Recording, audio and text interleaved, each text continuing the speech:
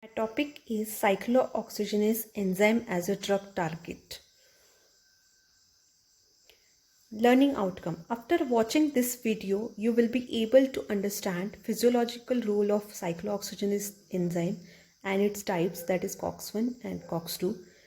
Then you will be able to differentiate between COX-1 and COX-2 so that for which condition you have to inhibit COX-1 or COX-2. Then you will be able to know cyclooxygenase inhibitors which are inhibiting either COX-1 or COX-2. Now, cyclooxygenase enzyme. Cyclooxygenase, officially known as prostaglandin endoperoxide synthase. It is responsible for formation of prostanoids including thromboxane and prostaglandins such as prostacyclin, which are involved in many physiological action in our body. Now, in the 1990s, some scientists discovered that there are two types of COX enzyme, that is COX-1 and COX-2. So, there is need to differentiate between COX-1 and COX-2 so that under various conditions you can inhibit either COX-1 or COX-2. Now, what is COX-1? There are two types of cyclooxygenase enzyme, that is COX-1 and COX-2. Now, arachidonic acid, which is present in the presence of COX-1 and COX-2, they are converted to thromboxane and prostacyclins. Now, COX-1 is constitutive enzyme whose inhibition is undesirable and they are involved in homeostatic functions in gastrointestinal tract, renal tract, platelet function and macrophage differentiation.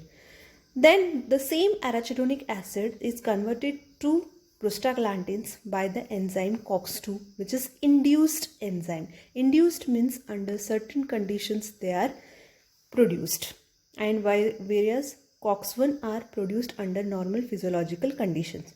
Now, COX-2, whenever it is produced, it will cause inflammation. So, its inhibition is desirable.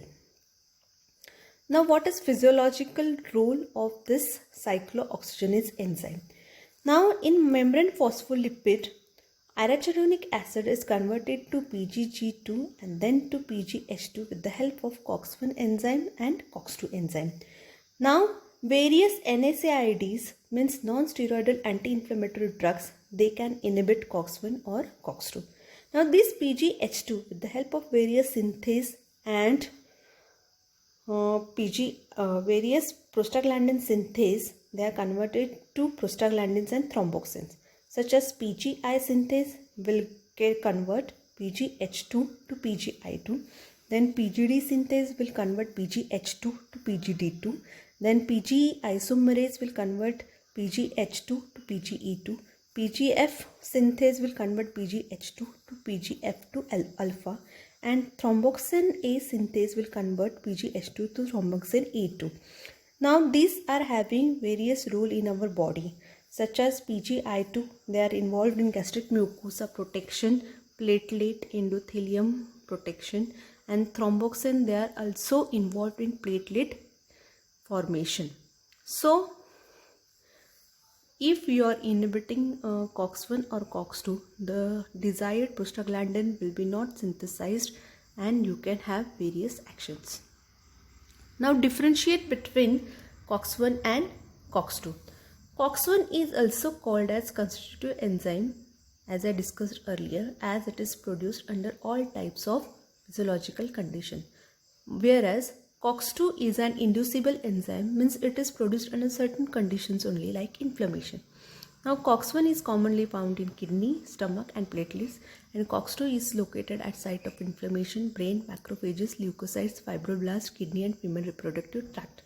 COX-1 play an important role in housekeeping, such as it protects gastric mucosa, regulate gastric acid, and maintain normal functions of the kidney by stimulating prostaglandin. So, there is no need to inhibit them. Whereas COX-2 enzyme plays an important role in inflammation and pyrexia. So, it is desirous to inhibit COX-2 enzyme. Now, this COX-1, as they are produced under all types of physiological conditions, its stimulation, its production is done on a continuous basis by the body. But COX-2 synthesis is produced Means COX-2 enzyme is produced only under certain conditions like which causes pain whenever there is pain and inflammation. So COX-1 they are used in treatment of rheumatoid arthritis. That this is just an example. They can be used for other conditions also, and COX-2 for the treatment of pain. Example of COX-1 inhibitors are aspirin, ibuprofen. Inhibitor of COX-2 are celecoxib, rofecoxib. One more differentiation is that there is substitution of isoleucine at position 523 in COX-1, and that isoleucine is substituted by valine at position 523 in COX-2. So these are all points of differentiation between COX-1 and COX-2. Reflection spot. So why drugs acting specific on COX-2 enzyme need to be discovered? You pause the video, write the answer, and then we can continue the video. If you have written the answer, then play the video. Now why it is the need to discover a drug which will inhibit COX-2 enzyme specifically for treatment of inflammation and pain? Because COX-1, if you are inhibiting, it can cause gastric mucosa irritation. So as COX-1 is a desirous enzyme, there is no need to inhibit it. But as COX-2 is involved in inflammation and pain, it is necessary to inhibit COX-2 enzyme if you are treating inflammation and pain. Now, what are the drugs acting on cyclooxygenase? So, there can be COX-1 inhibitor, there can be COX-2 inhibitor, or dual acting means COX-1 as well as COX-2 inhibitor. One of the dual acting enzyme is aspirin, which irreversibly acetylates the COX binding site, preventing formation of prostaglandin. So, if aspirin is given, it will bind to COX-1 and it will inhibit the prostaglandin, which is responsible for formation of platelet. Therefore, if prostaglandin is not synthesized, the platelet count will less, and therefore there will be blood will cause to thin, and therefore there will be less clotting. So it is given under those conditions where there is high risk of clotting, stroke and heart attack. In such cases, aspirin can be given in small dosage. Besides binding to COX-1, this aspirin can bind to COX-2 also, and therefore it will lessen the inflammatory response to some extent. Next example is celecoxib. Now aspirin was non-selective. It was having dual effect, means it was inhibiting COX-1 also and COX-2 also. But if you are specifically treating inflammation and pain, you have to design a COX-2 inhibitor. So example is celecoxib, which will bind to COX-2, and therefore there will be inhibition of inflammatory prostaglandin, and it will not inhibit COX-1, which is producing housekeeping prostaglandin. This is the structure of celecoxib. Now there are other COX-2 inhibitors also.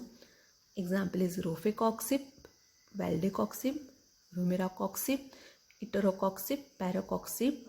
They are involved in specific type of inflammatory pain that is formed from osteoarthritis, rheumatoid arthritis, ankylosing spondylitis. So this was all about cyclooxygenase enzyme. The drugs acting on cyclooxygenase enzymes, they are having analgesic activity.